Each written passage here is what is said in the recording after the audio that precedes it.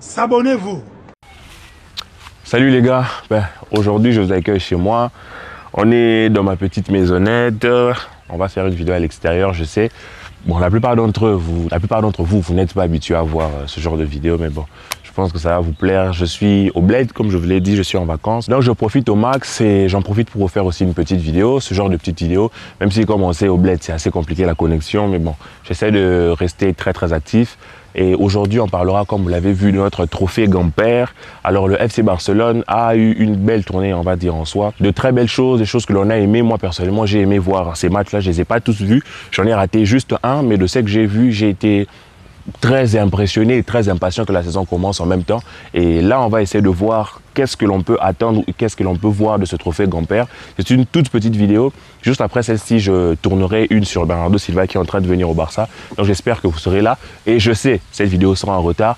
Mais bon, comme je vous ai dit, la connexion dans mon pays, la connexion en Afrique, c'est pas ça du tout. Donc, pardonnez-moi, ceux qui sont en Afrique savent de quoi je parle. Et juste avant de commencer, je tenais à vous remercier parce que on est presque à 10 000. Depuis le début, vous m'avez soutenu, que ce soit ceux qui viennent de Logito, ceux qui viennent de Massiane, et ceux qui viennent de la communauté du Barça en général, ceux qui viennent de Twitter, d'Instagram. Vous m'avez vraiment beaucoup soutenu. Excusez-moi si vous entendez du vent, mais je disais que vous m'avez beaucoup soutenu. Ça me fait énormément de bien de voir à quel point la communauté grandit. Elle grandit super vite. Donc, si tu n'es pas encore abonné, participe à ce grand projet. Je vous dirai prochainement quels sont les projets pour la suite que je ne ferai pas ici. Je ferai ça lorsque je rentrerai là où j'étais avant et tout, histoire d'avoir une très bonne connexion et de vous balancer pas mal de choses. J'espère que vous serez contents, on en parlera. Ça sera d'ailleurs un vote ouvert. Vous pourrez me donner votre avis, les gars.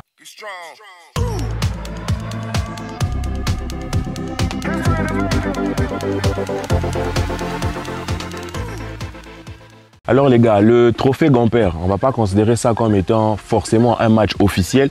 C'est un match qui nous permet clairement d'avoir un aperçu sur ce qui sera la saison en fait. C'est que sera la saison en termes de 11 types, pas forcément à tous les postes, mais déjà on peut avoir un aperçu sur le 11 type et surtout sur l'animation, sur ce que le coach veut faire, sur ce qu'il veut préparer.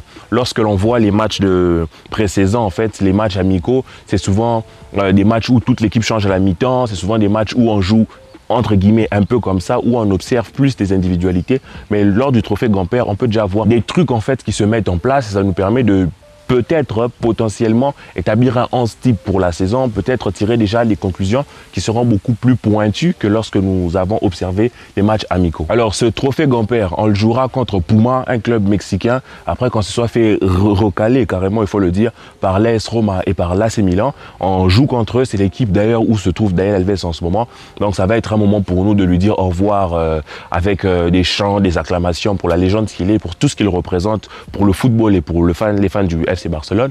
Et cette équipe, personnellement, je ne les connais pas. Je ne sais pas si vous les connaissez. J'étais étonné qu'il y ait une équipe qui s'appelle Puma. Bon, bref.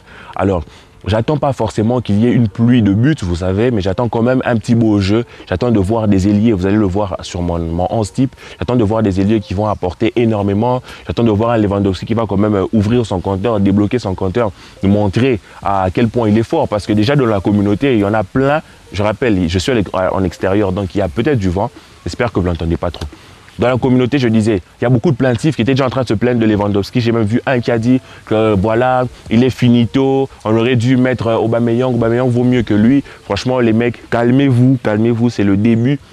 C'est même pas le début en fait, on n'a même pas encore commencé. Donc moi j'espère que lors de ce trophée Gamper, on verra des choses qui vont faire fermer des bouches aux rageux, aux mauvaises langues. Comment tes supporters du Barça, on t'emmène Lewandowski, le deuxième meilleur neuf de la décennie après Luis Suarez, et tu te plains. Tu veux qu'on te donne quoi, frère? Qu'est-ce que tu espères?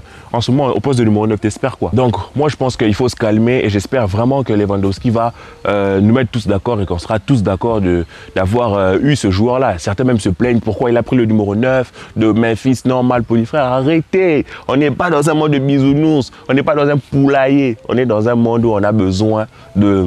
Le marketing est important, l'image est importante, et désolé, Lewandowski en termes d'image pèse beaucoup plus que Memphis de très loin. C'est un monde entre les deux, donc ça c'est clair. Donc comme je vous ai dit, moi je ne partirai pas sur une équipe très défensive. Par exemple, on en reparlera dans une autre vidéo, mettre Araujo en défenseur en latéral droit, histoire de bien solidifier la chose, parce qu'on n'a pas très confiance en Dest et tout. Xavi même disait qu'il voyait bien Araujo jouer les matchs importants en latéral droit. Bon, il a dit qu'il voyait Araujo comme bon en latéral droit, donc Moi, je ne pense pas que c'est un match où il faudrait bloquer Araujo là-bas. Je pense plutôt que c'est un match qui doit être ouvert. C'est un match pour le spectacle. C'est un match que l'on vient voir parce que on veut communiquer de l'espoir, de l'envie, de l'énergie à la communauté, aux supporters pour le début de la saison.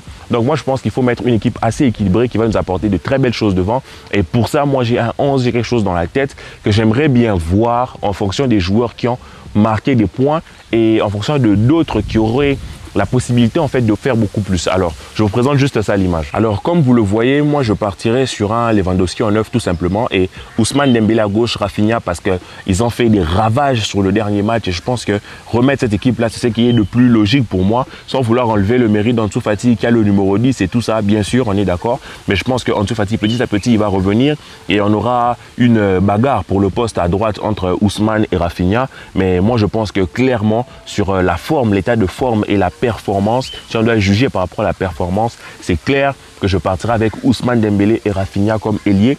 Et au milieu de terrain, je mets Busquets, je mets Pedri. Je sais que Busquets sera là pour la fiabilité et tout ce que vous voulez. Même si Xavi a parlé de changement, peut-être on va faire tourner, mais j'imagine pas qu'il fera tourner tant que ça. Donc je mettrai Busquets, je mettrai Pedri et je mettrai Kessié. Donc moi je partirai avec Busquets, je partirai avec Pedri et je partirai avec Kessié. Pourquoi Kessié? Pourquoi pas Frenkie de Jong? Pourquoi pas? Moi je mets Kessié parce que c'est le joueur qui m'a le plus plu, et donc pas le plus plu, mais au milieu de terrain, c'est le joueur qui m'a plu, qui m'a fait du bien. J'ai aimé le voir jouer, j'ai aimé voir ce qu'il proposé. J'ai été agréablement étonné par ce qu'il pouvait faire, la quantité de volume de jeu qu'il avait et ce qu'il pouvait faire, c'est-à-dire se proposer devant, reculer un peu en arrière, avoir une grosse débauche en termes d'effort, être très physique. Et pour moi, j'ai aimé ce profil-là. J'aimerais bien le revoir en titulaire. En défense, je mets Jordi Alba, Christensen, Araujo et Sergio Dest avec Ter Stegen au but. Pourquoi pas voir Peña, mais je pense que ça sera ce Ter Stegen-là parce que, comme je vous ai dit, Gamper, on essaie toujours d'aligner une équipe qui se rapproche au maximum du 11 type.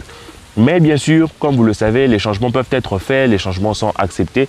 Il y a du vent qui est en train de balancer ma caméra là, j'espère que ça ne va pas tomber. Alors comme je vous disais, pour les changements, je sortirai Ousmane Dembélé pour faire entrer Ansu Fati sur cette aile là parce que je voudrais que Rafinha joue un peu plus personnellement. Je sortirai Kessié et je mettrai Gavi et voilà, histoire de faire ça comme ça. Ensuite, je sors Christensen, je mets Jules Koundé, histoire qu'il ait quelques minutes aussi pour voir ce que ça peut faire avec Araujo. Mais vraiment quelques petites minutes. Mais en plus, ce qu'on pourrait faire, c'est sortir Busquets, mettre Nico ou Pjanic. Mais moi, je mettrais Nico. Pourquoi? Parce que Nico doit s'améliorer et toutes les minutes sont bonnes pour s'améliorer quand on est jeune. Pjanic a déjà cette expérience-là. Donc moi, je mettrais plutôt Nico et je sortirais Pedri, faire passer Gavi en relayeur gauche et je mets Frenkie et je finirai le match comme ça et en espérant bien sûr que ça suffise pour nous donner du beau jeu parce que face à Puma, on ne va pas se plaindre et criailler même si on perd le match. Moi, ce que j'attends en premier, c'est qu'il y ait vraiment du beau jeu de l'animation, que l'on voit des choses qui donnent de l'espoir, non seulement à moi, mais aussi aux fans qui sont là-bas, aux vieux socios qui ont voté pour les leviers à l'Assemblée Générale, qui étaient en train de se plaindre, qui avaient un peu peur pour ce qui allait se passer. Donc ce match, pour moi, devrait être vraiment une manière de dire aux supporters: tenez bon, on est en train de faire des très belles choses et c'est à Xavi de le prouver, entre autres en tant qu'entraîneur, et c'est à ces mecs-là de le prouver en attendant que l'on finisse ce mercato, que l'on aille chercher peut-être notre Bernardo Silva. Donc voilà les gars, c'est mon point de vue, mon petit avant-match sur le Barça contre Pumas. Ça arrive en retard, vraiment en retard. Je sais que la vidéo sortira tard, mais bon, la vidéo au moins sera là. Juste après celle-ci, je fais une vidéo sur Bernardo Silva, j'espère que vous serez là. Ça sortira peut-être demain, on fera un débrief sur Puma et je vous prépare certaines vidéos qui seront préenregistrées parce que comme je vous ai dit, la connexion ici c'est zzz. Donc j'essaie de faire un max de vidéos que vous pourrez aimer. Et voilà.